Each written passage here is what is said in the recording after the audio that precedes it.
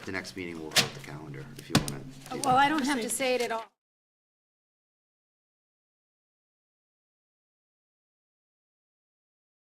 Say it because people are Don't. asking.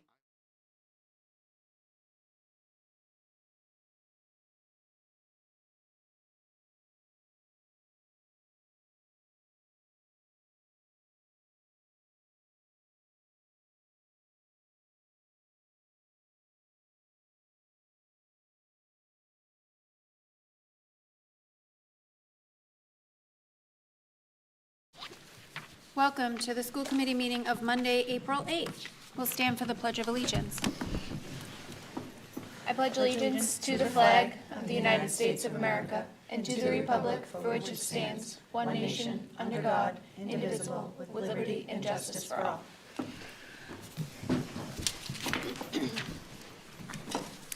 Moving on to the acceptance of the minutes for the school committee meeting of March 25th. Motion to approve. Second? All those in favor? That's a vote. Nothing under audience. We'll head to reports. Monthly reports for the administrators, Dr. Harrison, Ms. Shipper, Ms. Sheehan. Guidance, Ms. Black. Nurse, Ms. Davis. And pupil personnel services. 4 motions to approve. 4 seconds. All those in favor? School newsletters, Eston, Phelps, the middle school and the high school. Always very exciting to be able to see what's happening in the school. Any comments, questions? No. No? Okay. Go on to old business with the Phelps Elementary School update. I actually don't have an update this evening. I don't know if No, anything nothing. to add. Okay.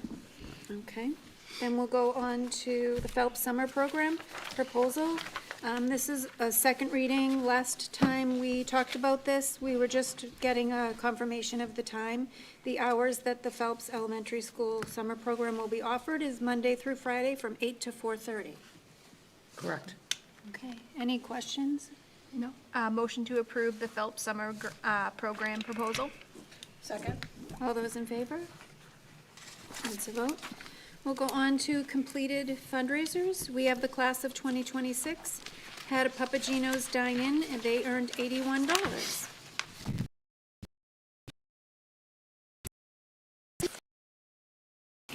New business, we have request for the new Spanish textbook by Rockland High School teacher, Mrs. Cabras. Thank you. Right up here, please. Come on up.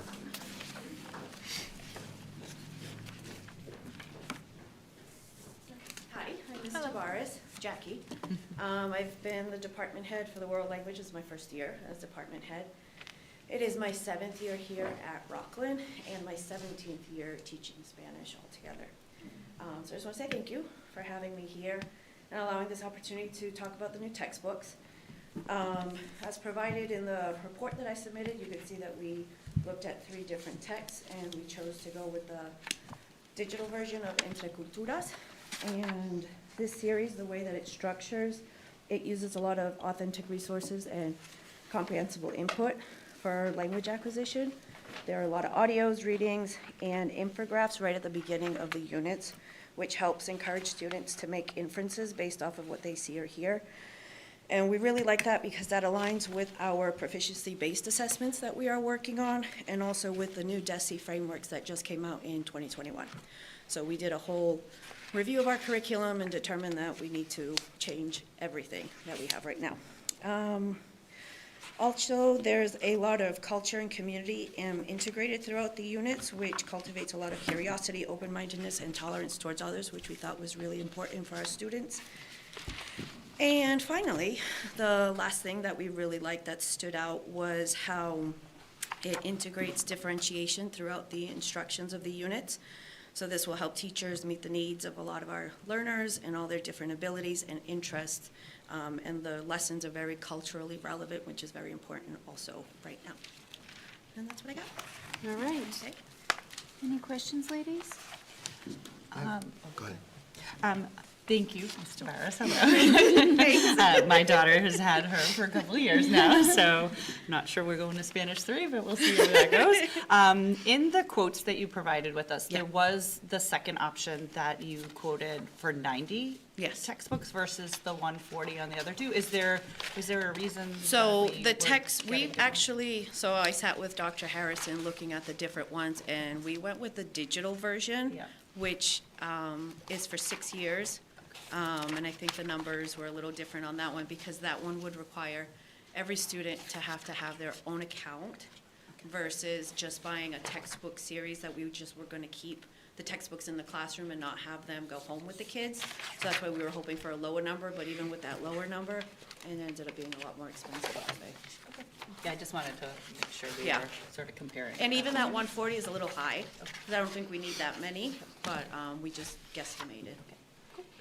And, oh, sorry.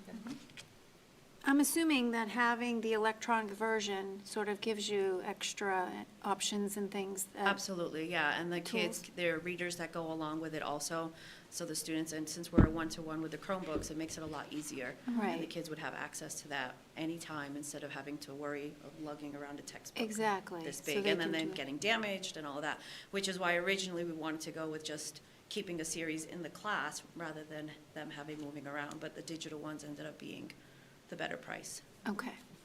And Jane, budget-wise, do you have a preference? No, I completely support Dr. Harrison and Mrs. Tavares' Okay. recommendation. Okay. Anyone have anything else? Dr. Cron, did you? You have so you'll have a set of hard copies in the classroom? We would not, no. No hard copies? Just digital copies, Okay. yeah. And are you finding that they're not needed, not being No, used not even, and anyway? even with what we're doing now. Yeah. And trying to make use of what we have, I mean, the series that we have, I think, it's probably from like the Yeah, nineties. yeah. And even then, we don't give them to the kids, we kind of keep them in the classroom, Yeah. and we might use an activity here and there. So they're not really needed that Right. much anymore. Right. And Yeah. they'll have audio, and it'll be all online, Right. so it just makes sense It's to go with the it's digital. crazy, isn't it? No more text. Everything's changing. Yeah, no, I get it. I was yeah. like, I want a book. Right. And then when I went through, I was like, it doesn't even make Yeah, any sense. and they weigh 15 pounds. And they also don't just sell you the textbook. You have to buy as a package the textbook with some sort of a digital component also. Right. So it just made sense to just go fully digital. Right. And Thank you're you. getting it for 6 years, which I like, because Yeah. I think in other books that we've only gotten 2 or 3 years in digital, so now I Yeah. like that they're giving it to us, because they know we're not, Yeah. this is We'll an want to investment. update by then anyway. Yeah, Right. but at least it's not in 2 years. And curriculum is exempt from the 3-year lease or purchase requirement under 30B. It doesn't apply. Oh, So good, we can enter into more than a 3-year agreement. agreement, all right. And then is payment due in full to place the order, or is it more of like a I'll have payment? to double check, I'm not sure, Okay. I can check. Probably. Just curious. Probably. Probably, right, Yeah. so they'll ship the whole thing. Probably a little of both. A pay with an annual update fee is Yeah. generally what we're seeing with these. On top of the price? Correct. No, included in the price, how it breaks out. Okay. Okay. Is everyone, do you want me to entertain a motion to choose the first one, the primary option? Is Yeah, everyone- motion to approve? Second? All those in favor? Done deal. Thank you very There you much. go. Thank you. Beautiful. Thank you, thanks for coming, you did awesome. Thank you. Okay. Let's see. Request for fundraisers is next. Class of 2025 lawn signs for the class of 2024 will be on sale from April 1st through April 11th. Girls lacrosse is doing coffee and granola April 1st through April 11th. Boys lacrosse is doing a Yeti fundraiser in mid-April. And the class of 2027 is doing a dine-in at Players, May 1st of 2024. 4 motions to approve? 4 seconds? All those in favor? That's a vote. And then we go on to the request to approve school choice. Dr. Cron? Just as an overview, I think your general vote is on behalf of the community. Are we going to say yes to this program? I highly recommend it. Okay. I didn't know if there Jane, was did you have anything? No, we are not particular? required to vote, but every year we do. If we do not vote by June 2nd, it's assumed. Okay. And then the principals work and we notify the school choice forms, all just came out this past week for us to go through and submit, and then we notify DESI that we're participating in the affirmative, and then we'll set up our process for our accepting Okay. students. You folks asked some questions during the budget process, so that's what this sheet is for. It's showing the districts that the kiddos are coming to us from. We currently have 69 for next year at this point, because we're graduating the seniors, so this is next year, so it This is doesn't just as include. of now. I think This- that number will go up. Right, and then it's 5,000 per student, so, and there is a sped increment. And you can see here that, school choice was part of our off-ramp plan for the ESSER funds. This current year, we budgeted to use approximately $278,000 of school choice. Right. And then next year, we're estimating using $970,000 in school choice. And that increase was a part of our off-ramp plan for the ESSER funds, and now is going to the Chapter 70 decline in the increased sped costs. Okay.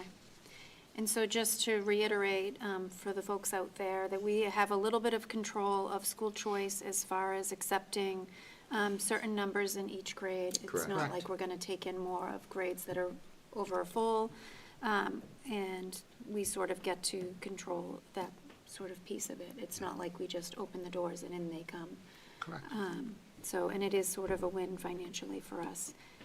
And the kids, go ahead. You had a number of, we also have a number of faculty who are part of this. 11. 11 who are Right. part of this. 11 faculty And I think for the members. public to know, we have 74 students this year that are participating in choice, and that brings in $402,000, 402.5.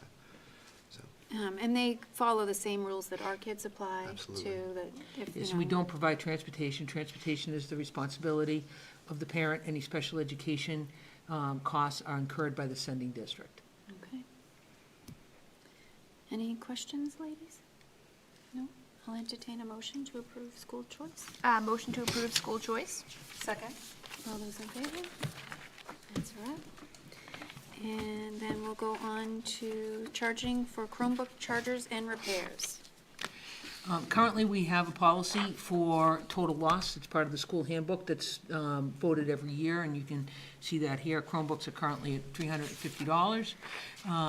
If it's completely damaged and is a total loss, it starts out in year one at full replacement, goes down to 80, 60, 40, and 20% in the ensuing years. But we don't charge for partial damage or for lost charges, which seems to be an epidemic in and of itself.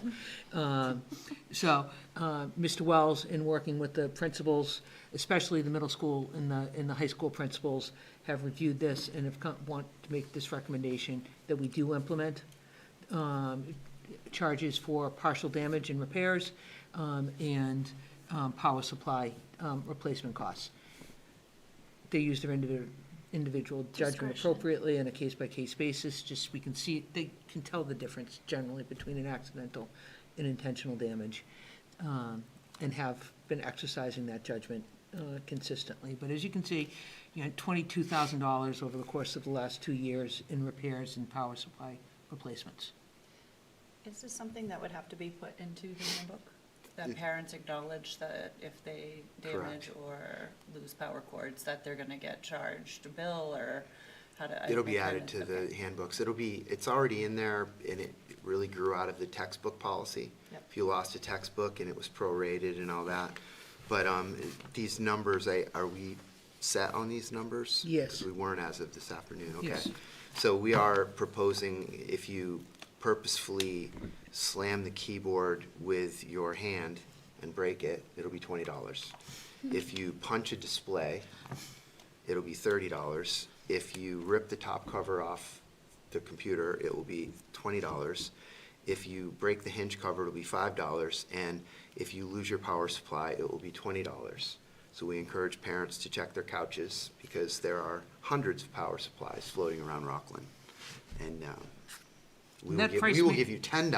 No, I'm For just everyone back. Gonna have a buyback. Yeah, we'll have a kidding. Be a buyback buyback program. program. And just, I did check every district, like, on the listserv I sent out, there was not a district that responded they weren't doing this. And so, It's very common. it's very common, especially since, we're all one-to-one now. Right, there's so many more. And generally, what the general comment was, once this policy was implemented, It folks went found down. their chargers, and there was less damage, Right. Oh, that's good. as it was implemented. Do we have an idea of how we would implement that? Like, is it? It'd be an Principal. administrator who handled it. So at the middle school, for example, it'd be one of the assistant principals who notified the families that this had happened. We'd send them a letter, and it would be formal. We use the same letter throughout the district. Yep. Um, And go. Sorry. This doesn't cover the cost of the actual repair. It's more of like, Yes, I forget the term, I'll misspeak, but they use a term of how they take them apart and put them back together. Yeah.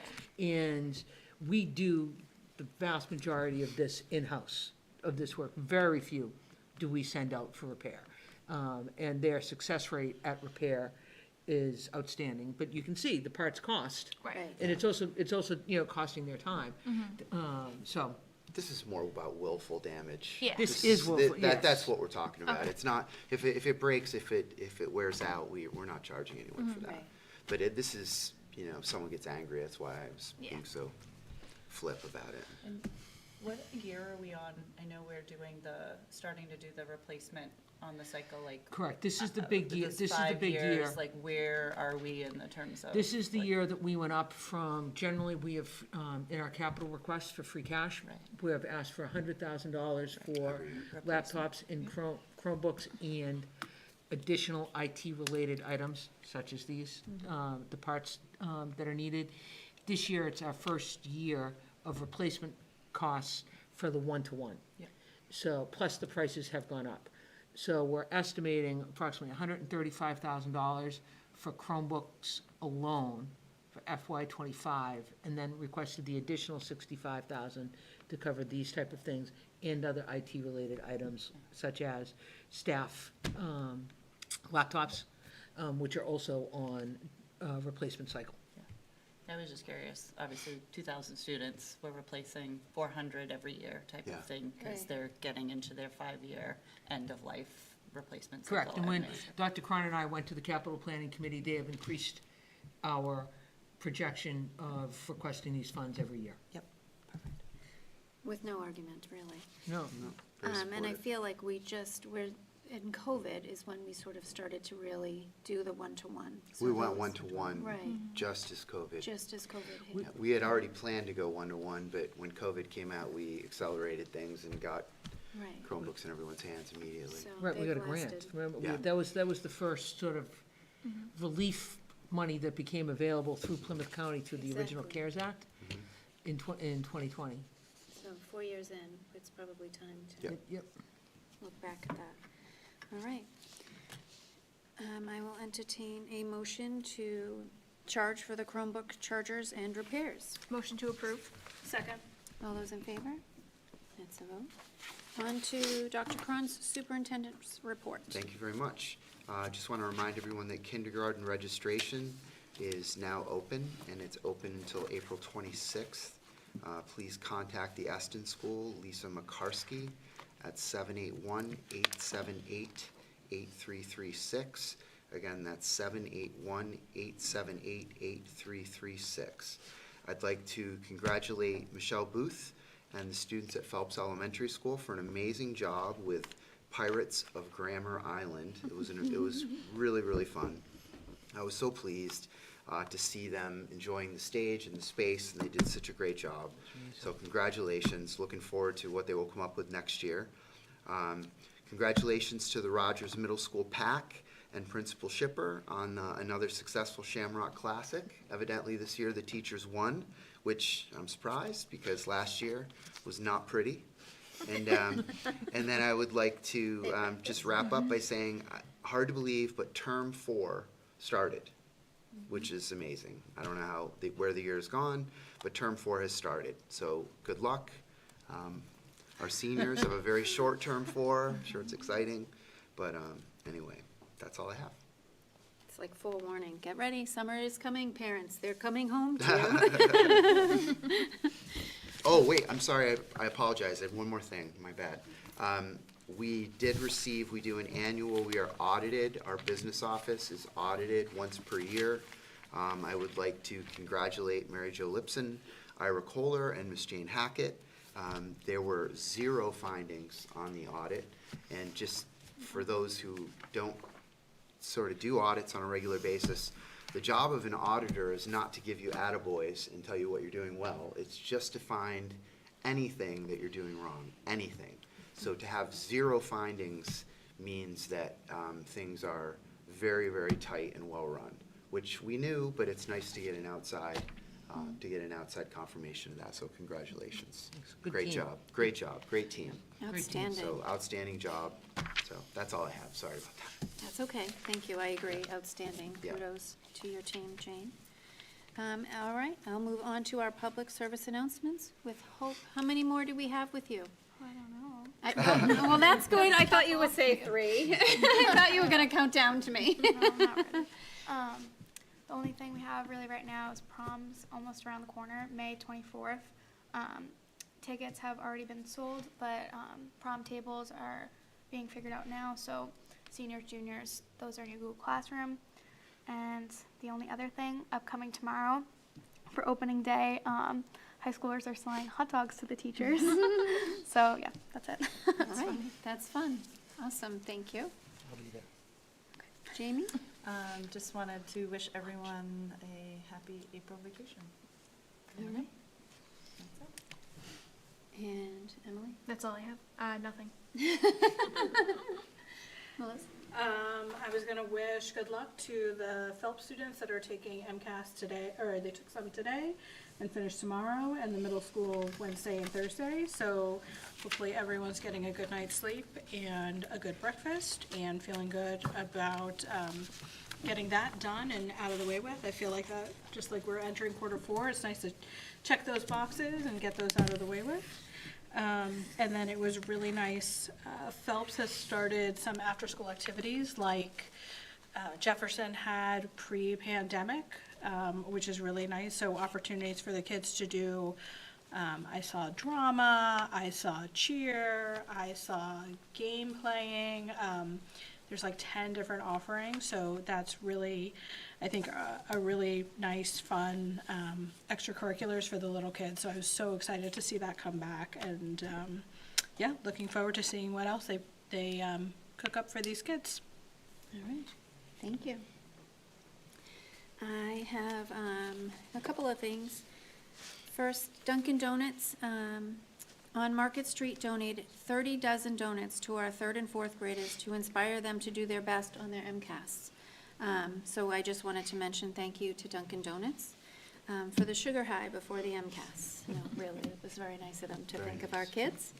And then I wanted to thank Belinda. She isn't here tonight, but Belinda, we had appointed last March to fill in our 5th seat.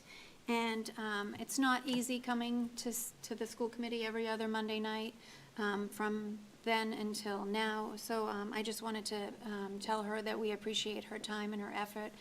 She certainly had become part of the 5 of us, and she sort of made us whole. So I just wanted to shout out, thank you very much, Belinda. We will miss you.